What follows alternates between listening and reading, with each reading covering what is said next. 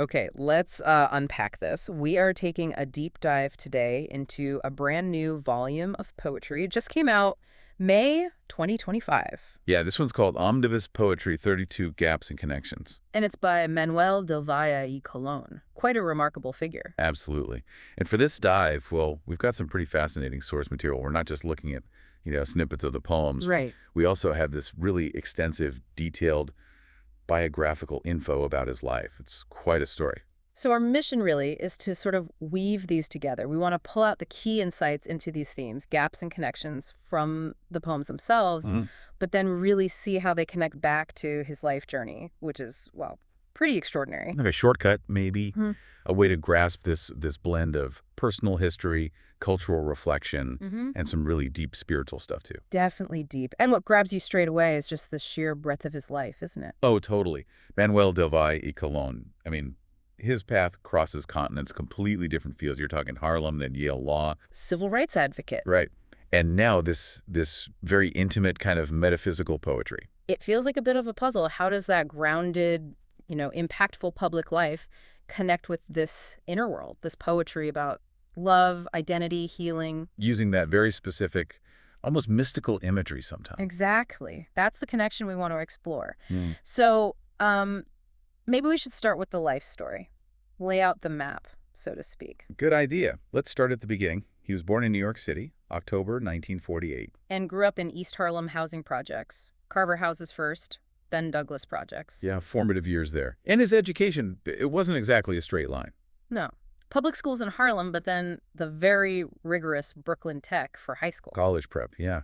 Then he did the Yale Transitional Year program before Wesleyan University. And at Wesleyan, he was already kind of pushing boundaries, wasn't he? Doing research on identity. Even got credit for recruiting minority students, which is interesting. Studied abroad in Madrid, too.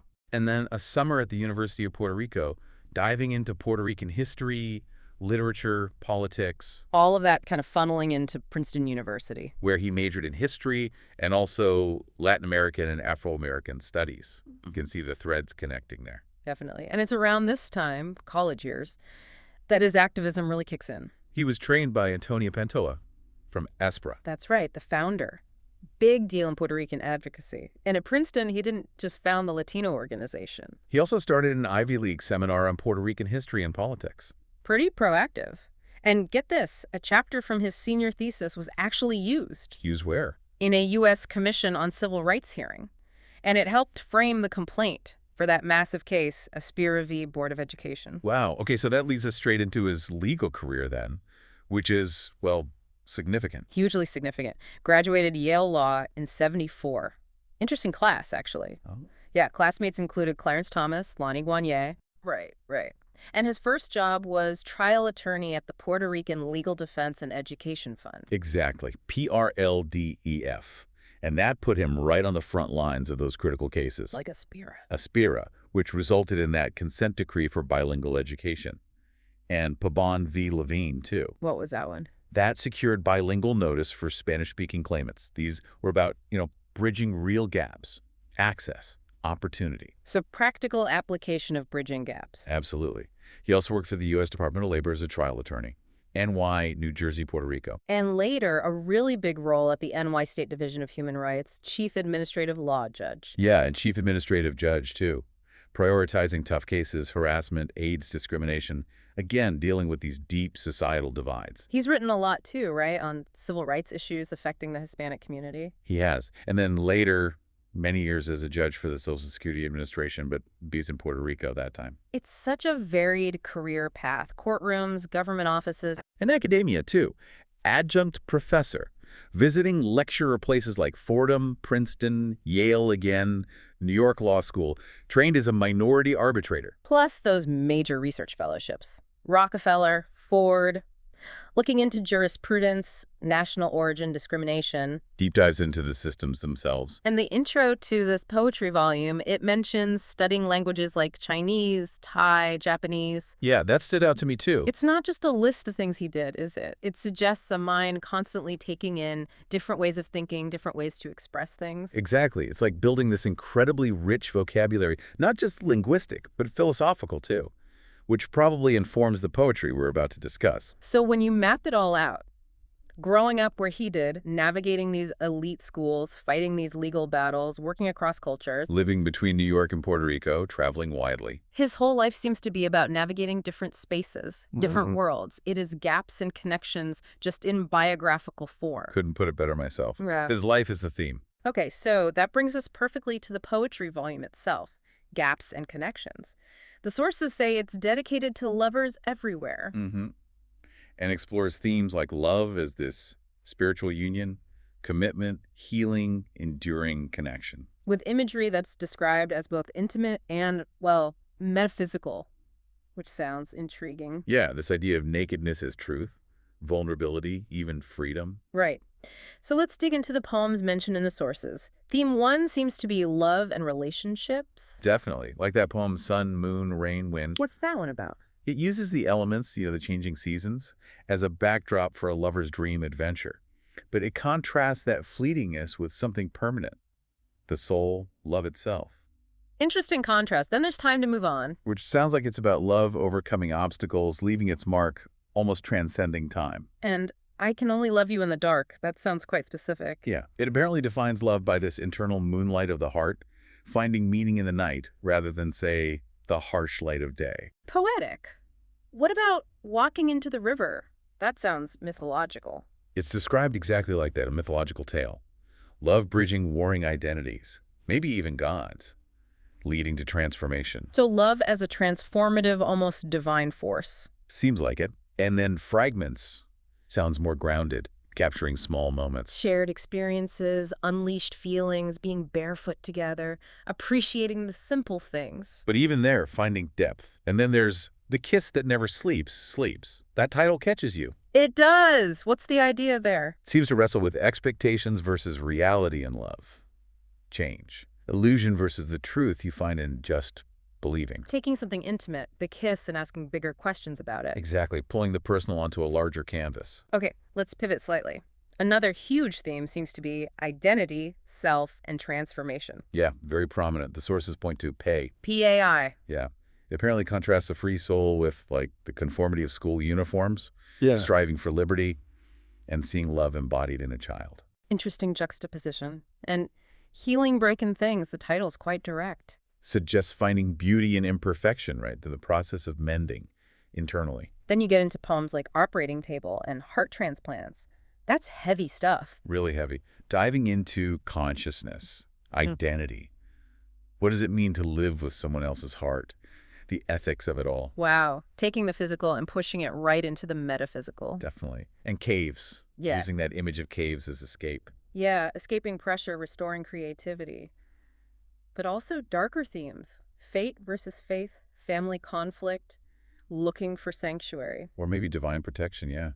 A space apart. Endure sounds like it tackles friendship, difference and sameness. And reclaiming identity. Yeah. Actively getting back to who you are. And connecting back to his travels, poems like I Left My Soul on the Way Here. That's about a specific journey. Lisbon to Jean, apparently. Yeah. About that feeling of being disconnected after travel, trying to find belonging again, synthesize it all. And I dreamt again I was flying. That one sounds like it explores identity through different looks, different eras, maybe finding freedom in that fluidity. It makes so much sense connecting these internal explorations back to his life of constant movement and change. It really does. The biography illuminates the poetry, and maybe vice versa. Okay, third theme. Moments, memory, and meaning. This seems to be about finding significance in specific experiences. Right, like walking barefoot through the forest and giving alms to the monks. These sound very sensory. Cultural or spiritual experiences. It seems like it. Finding reverence, peace, meaning and stillness, and connect with traditions. Walking barefoot mentions receiving a blessed thread, a saisen. Ah, okay. And connecting that to a past memory. Finding love for strangers through their generosity. And giving alms. Describes a boat ritual, bowing, chanting, making merit. And how just being still lets you see the divine in the everyday. Erases doubt. So these specific grounded moments open up something much bigger. Exactly. That seems to be a key technique, even sleeping in a bathtub. How does that fit? Finding peace in a moment of quiet luxury? Sure. But then connecting that comfort back to the people who made the tub, the workers. A social connection, even in solitude. Interesting. Cousins. Contrast stuff, material things. with lived experience. Mm. And the humility you learn when you need help and get it. Lessons for success, maybe? Mm-mm. And acting. Life as a tapestry. Yeah, using that theater metaphor. How unexpected moments connect, like scenes building the whole story. Shall I walk down the stairs? That image is powerful. Memory as a staircase. JD descending into the past to recall someone loved, their legacy. Very evocative. And no forevers. That sounds philosophical. Pushing against permanence, yeah. Right. Emphasizing the power of now. Freedom in embracing the present moment. Our nature as free spirits. Finally, moment of attention.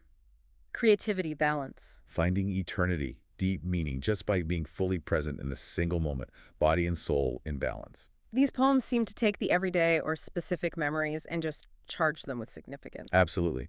If you pay attention, the profound is right there in the seemingly mundane. Okay, so let's try and bring this all together. We've got this incredible life story movement, different roles, cultures colliding, and then this poetry love identity, meaning using intimate, sometimes mythical images. How do they really mesh under this gaps and connections banner? Well, I think the key insight isn't just that his life had gaps and connections. Lots of lives do, right? Sure. It's that his unique path, this constant navigating between worlds, seems to have forged a particular way of seeing, a consciousness that actively looks for and bridges those gaps. So the act of connecting becomes the subject itself. In a way, yeah. The gaps are clear in the bio, the geographical jumps, Harlem to Puerto Rico, Lisbon to Xi'an. The professional shifts, activist, lawyer, judge. Even the internal conflicts in the poems, illusion versus reality, brokenness versus healing. Right, and the connections are the threads he weaves through it all. Exactly, that lifelong commitment to civil rights and social justice, you hear echoes of that in poems about freedom and identity. The blending of all those cultural and language influences we talked about. And just that relentless exploration of love, identity, meaning that's the constant across everything.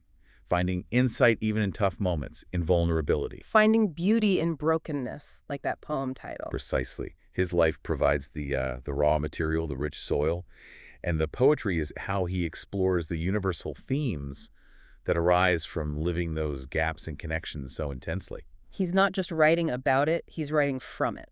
That's a good way to put it. It feels deeply experiential.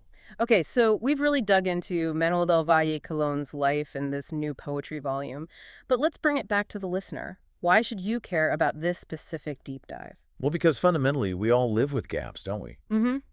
Transitions, misunderstandings. Feeling disconnected sometimes. From people, from purpose, even from parts of ourselves. And at the same time, we're all searching for connections, relationships, meaning trying to make sense of our own different parts. Yeah, exactly. And this deep dive, it shows one person's really rich, complex way of navigating that whole process. Through his life, through his art. He finds ways to bridge those divides, to synthesize things, to find meaning across the gaps, not just despite them. So the insights we talked about, finding beauty in brokenness, the power of the present moment. Enduring love, striving for freedom.